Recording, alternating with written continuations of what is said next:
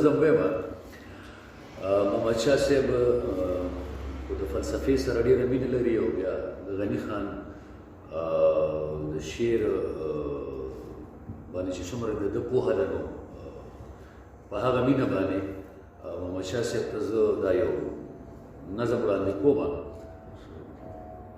دا جهان چې پیدا شوی چا یو لوی حکمت جوړ کړی، دا مارغان د څه نه جوړ شو، حیوانان د څه نه جوړ شو، چا دا ځمکې جوړې کړي، چا دا خاورې خورې کړي، مخلوقات چې تیار شوي دا ذرات څنګه را جوړ شوي، دا اسمان د کومه راغی، دا باران د کومه راغی، دا یو سوال مې دی په زړه کې، لوی جنجال مې دی په زړه کې چې هم انسان یو معجزه ده، ښه ده ښه ده کرشمه د اندامونو مجموعه ده، خو په ځان کې مسله ده.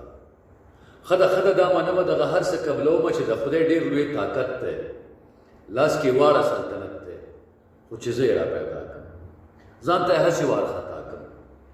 زه پوره یم که نیمګړی، اندامونه یې جوړ کړی چې غوږونه یې راله راکړه یا لاسونه یې راله راکړه، دا خو بیل بیل دي نومونه، چېرته خپې چېرته لاسونه. نو بیا زه څه شوم او څه یم؟ زه یم غوښه که اوبه یم. زه اندام اندام یادېږم، زه به کله پوره کېږم چې زه مړ شم بیا به څه وي؟ دغه هر څه به زاړه وي. پس د مرګه جهان شته دی، داسې بل یو اسمان شته دی، هلته دغسې ژوندون دی، داسې زړه چاودون دی لکه دلته یې راکړی ژوند یې هسې راته وي. نو دا زما خوښه خو نه شوه، دا زما رضا بسه شوه چې زه پیدا کولم یا یې زه فنا کولم.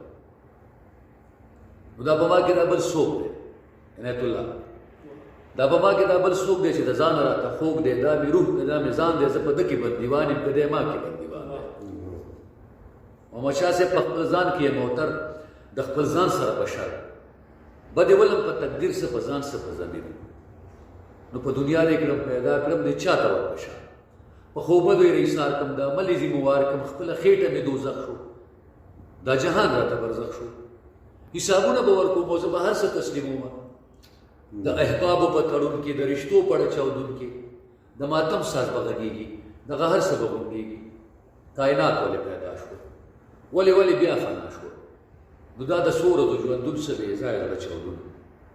نو د بصر پروردګاره، د جهان رازداره، د نبي په سفارش تا ته کومه گزارش، بس معصوم مې له ګناه کا، معشومتوب راله بیا راکړه، راته راکړه عفو خدایه، را نصیب کړه نفع خدایه.